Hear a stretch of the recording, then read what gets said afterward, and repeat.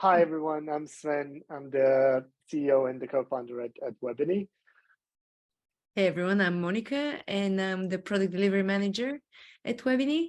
And we're here to show you our release 5.34. It's packed with really cool new features. We spent the last couple of months working on this, and I hope that you're gonna like it.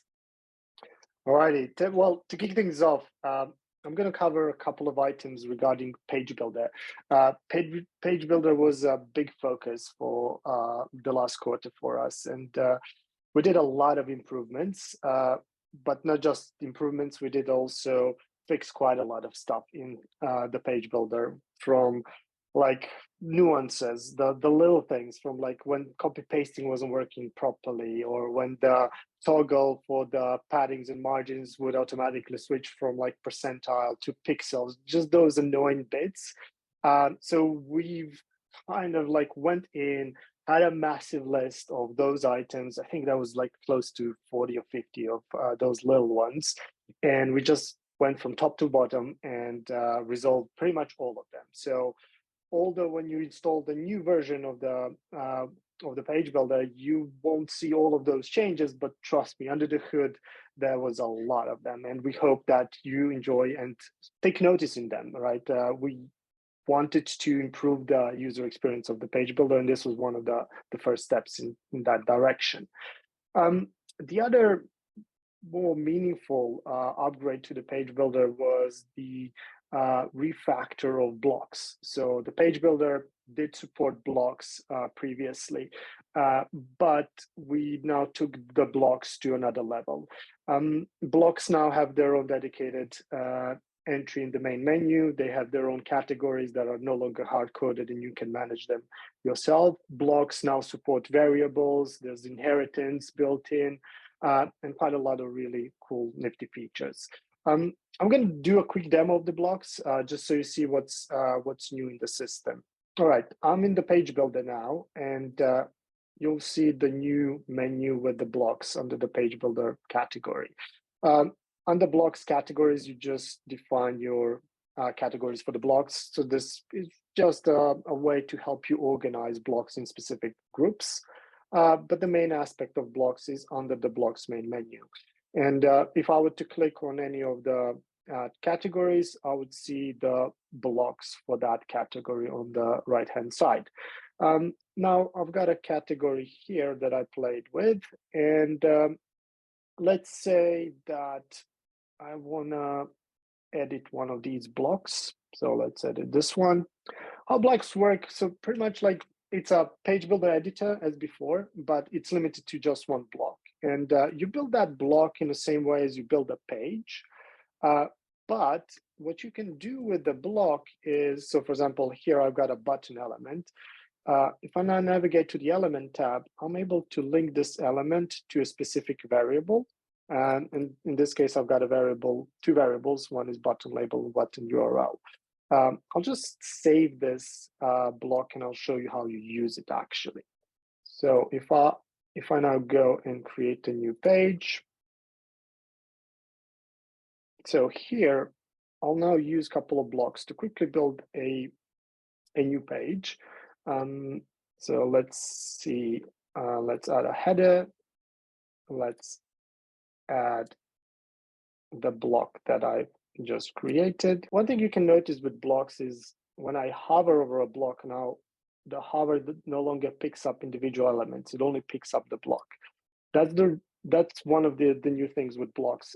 Blocks are locked for editing, so you can just insert them into a page, but you can't change the layout of the block unless the author of the block exposed certain elements of the block for you to edit. So let's edit the label on the button, for example. As you can see, this variable was linked to this button, and now as I edit the label, it immediately shows up. This way, I can protect my block from being used or manipulated in ways that is no longer with my company's brand or my company's experience. But also, the other thing that is cool about the blocks is that this block now being inserted in this page still has the link to the original block. And if I were to go and edit the original block, so for example, let's do that. And just quickly edit that block. Sorry, this one here. And let's, for example, just make a small change to the block. I can change anything. I can change the image or any of the text, but let's say I just added the underline here for more visual, for better visual appeal. When I press the save button, the system automatically looks for any page that has this block included. If I now to edit my page, you can see I automatically inherited that change. This way you can have building blocks be truly your reusable elements that you reuse across many pages. But then when you need to make a change that is affecting hundreds of pages, you actually just change that block and all of those pages will automatically get that new change.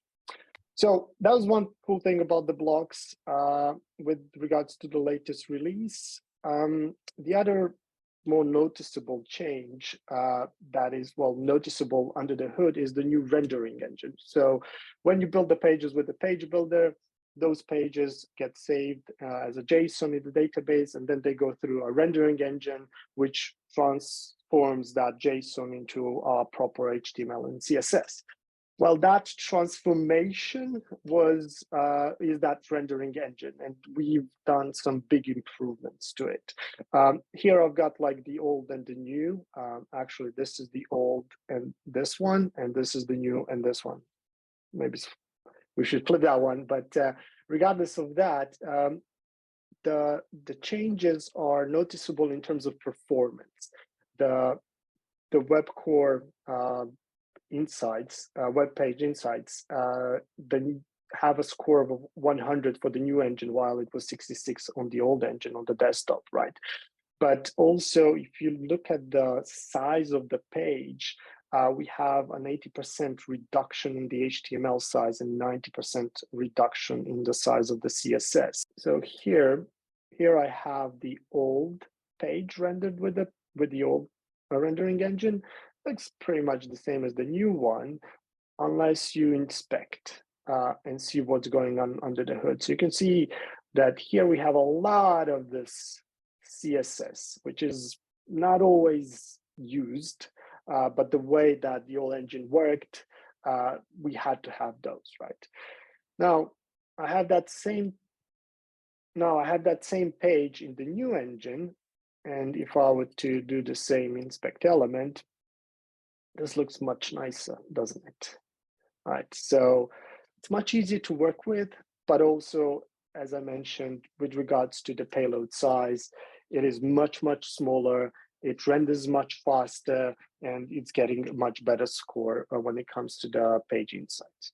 All right, so with that, I'm gonna hand it over to Monica to talk to you about the dynamic zones. And before we move to dynamic zones, I wanted to share that the head of our marketing department, Mislav, who has been working on updating our website, super excited, because with the new rendering engine, the SEO score is way better, and blocks has been saving him so much time instead of creating the same elements over and over again. We also introduced dynamic zones for the headless CMS model, and that allows you to create various templates for your content creators to use when they add new entries to the various models. And hopefully you see the benefit of it as soon as you try it. I've already created 3 dynamic zones within my content model. It's really simple to add a new one. I just drag and drop this field over here, and voila, you start typing in all the details you need. But to save time, I'll show you what we have here. So the first dynamic zone is my article heading. In this case, we have a simple text heading and a hero heading. The added field in the hero heading is the background. Now, what does this look like from a content creator perspective? let's say I'm adding a new entry to my headless CMS. When I get to heading, I can add the template and I can select the hero heading. My fields are as I have defined them within that template. If I click save, we have validation rules that are built in. And if the admin user has decided that they need at least one entry for the product details, I will not be able to save the record until I've added that. So over here, I can add a specific, in this case, I have a couple of options: bike details, product details for skis, and product details for snowboard. So my product is a snowboard, so I can populate all of that data accordingly and save that. I can just type in random data, save. My validation rule is now happy, and I can save and publish this entry. Now, if you want to find out more how dynamic zones actually work, we have a more detailed video that takes you through how you create them, how you manage validation rules, and all of that. But we really see that as a very powerful tool. The other thing that I forgot to mention when we were here, it's super easy to move these dynamic zones around. We've tried to keep the interface simple so you can easily navigate through it. We know it's a complex use case, but we hope that user experience is sleek and simple for you. Yes, just to mention also before that, you'll also see on the API side of the dynamic zones, whenever you are requesting an entry from the headless CMS, you will see an attribute linked to the field that tells you exactly which template you're using for this for this attribute, right? So, for example, if Monica under product details chose the bike details, the entry will tell you that, hey, I'm using the bike details template for this attribute, and another attribute it might say I'm using the snowboard details, right? This is good to know, because what you can then do is, if you have a front-end application, be that a mobile app or a website app, as you build that front end, you can make that front end a bit more dynamic, so that as your application fetches the data from the headless CMS, it reads the order of the elements, and then, like, hey, I have product details, and then I have the heading underneath. For whatever reason, you can do that, right? But then you can make the rendering of the product details be dynamic. If I'm using this template, then use this component to render the product details. If I'm using another component, then use that other component to render the details. You'll get this flexibility on your front end without actually needing to then change the front end, because then you can have one product detail page look slightly different than another product detail page, but not necessarily that you need to build a whole layout from ground up. You just use this similarly to blocks, like building blocks that just look at the navigation that you build with dynamic zones, and then you just render component at a time as they are structured. So it's quite a powerful feature. But the intent is that as an admin, you build this for your content editor, and then the content editors pretty much have a really good user experience that's simple and easy to use and understand. So we hope you like that one. Back to you, Sven, for advanced search. All right. One of the more requested features for the headless CMS was the ability to have more powerful search capabilities. And we kind of thought quite a lot about that. We first had to identify what the filters are, how they are chained together, but also there was a lot of technical challenges under the hood, because, as you know, Webiny comes with two database options. One is DynamoDB only, and the other one is DynamoDB plus Elasticsearch. So all of the filtering capabilities had to work agnostic of the database that you chose. So, but we managed to get it working, and now you can run and write really powerful queries in Webiny. So you can combine filters with or and and you can chain multiple of these filters together. We're also exposing filters like contains, in, between, larger, equal, smaller than. So a lot of these built-in filters are now readily available to you. As a quick example, I've got this content model, fairly similar, simple one. We'll just focus on the questionnaire form name and the tags as the more important fields here. If I go to my content, you'll see that I have two entries, cold symptoms and knee pain. Cold symptoms has a reference to two tags, demo and test, and knee pain has just the reference to the test tag, right?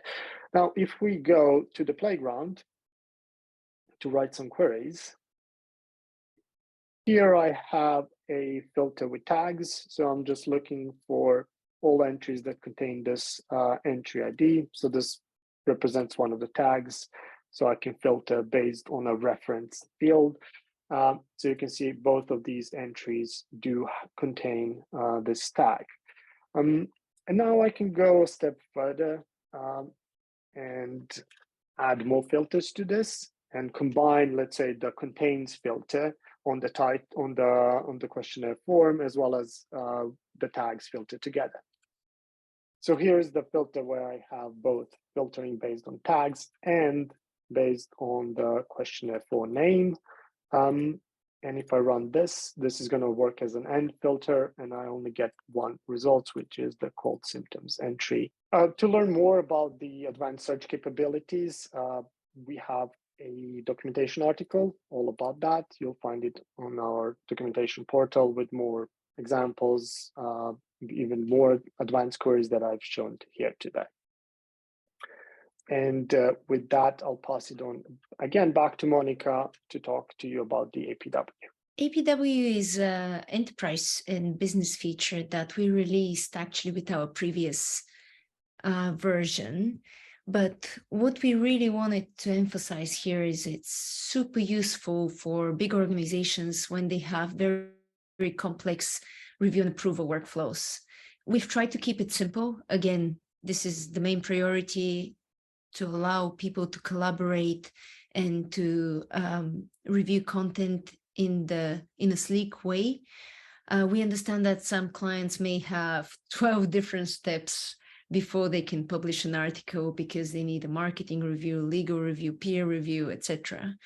But what we've done with the publishing workflow is we've allowed you to make it simple. And if you want something a little bit more complicated, again, that's there for you to decide. But over here, I have a two-step workflow. It requires a marketing review, which is a mandatory non-blocking step, which means I can continue to step 2 without having that completed, but I wouldn't be able to publish it before my marketing team has actually given me an approval. I have a mandatory blocking step, which means that legal will not look at this record until marketing has finished their review. And I have a non-mandatory step, which means that if I want Sven to review my page, just FYI, then I can add them to that approval flow. So this is in terms of building the right steps. You can also select name individuals for each step. And adding a new one is super simple. And in terms of entry criteria, so which are the records that will actually go through this approval flow? We have that APW enabled for Page Builder and the headless CMS. This specific one is for Page Builder entries. And I've said, I want my pages to be reviewed by marketing and legal every single time. However, I can make this even more specific. I can say all pages within a certain category, let's say static, have to go through that review. If I want to, I can even name specific pages that should go through that approval flow. It is pretty flexible. As I said, it will be interesting to see what your organizational processes for review and approval are, and we can test the system, but I'm pretty sure we can cope with almost any scenarios. Again, we're super interested in receiving feedback on this feature because it's relatively new. And yeah, if you want to find out more, get in touch with us. Oh, wait, I forgot the most important part. The content reviews that are in progress will show on your content review dashboard. So over here, I can see the status of each entry. I can see the latest comments on it. And if I click on it, I can see what happened at each step. I'm pretty sure this is gold when it comes down to tracking all the comments and changes that have happened to a record before it's published. So you can find out exactly who requested the change, what were the comments associated with it, and you have the option to resolve or mark as unresolved if something went wrong along the way. In this specific record, marketing have already provided sign off and the content has been published, but you can see that there are buttons to retract that in case something goes wrong. We also give you the option to schedule content. So if you need to publish something at a specific date and time, but your review is already done, you can easily schedule the content, and you can see I have a couple of records that are already scheduled in that way. It's super flexible tool. We hope that you like it, but if you have any feedback, please do get in touch with us. Sven, should we move on to the SOC 2 security, unless you want to add anything? No, I think like you covered it all. The APW, yeah, it's kind of like its mission is to help very large organizations to have a structured publishing workflow. The last bit on today's agenda is just a quick announcement that Webiny is now a SOC 2 certified company. That means that our Webiny control panel is SOC 2 certified, as well as the Webiny CMS itself. Through the SOC 2 certification and audit process, we've learned a lot as an organization. And some of those learnings are now being also embedded in the product itself. So if you do run Webiny inside your own organization, which is SOC 2 certified, we can definitely help you ensure that Webiny has all the right security practices in place. And now we're well aware and educated on which of those security what those security practices are. As well as kind of an extension of SOC 2, there's an upcoming release specifically for enterprise customers where Webiny is going to have even a hardened security deployment option. So today, Webiny has a standard development and production infrastructure deployment option. There's a new one coming soon specifically for those in enterprises that need to ensure that no data is public, there's nothing going outside on the public internet, so everything is really tight with regards to security, and that's coming up very, very soon. But as you can see, the 534 release was very, very packed, and we released it earlier this month. We're still receiving feedback. We're still working on some of the patch releases that are coming out on a weekly or bi-weekly basis as we find new things. And more than anything, again, looking for your input, looking for your feedback on the 534 features, but as well as like what should we build next, right? It's an open source project. We're looking for ideas. We're looking for suggestions, and we're learning about your use cases. So I hope you enjoy the new release. And if you have any new ideas, we have our roadmap on GitHub, so feel free to have a look. We're also gathering ideas through our idea board. So again, open to suggestions. We want to build this together with you. And please do comment and vote. Some of these features will be released for testing earlier through our unstable releases. So yeah, play around with it, get in touch. Looking forward to hearing what you think. All right. Well, thank you, everybody. And thank you, Monica, for your assistance today. So we'll see you on the next one. So have a good one. Bye-bye.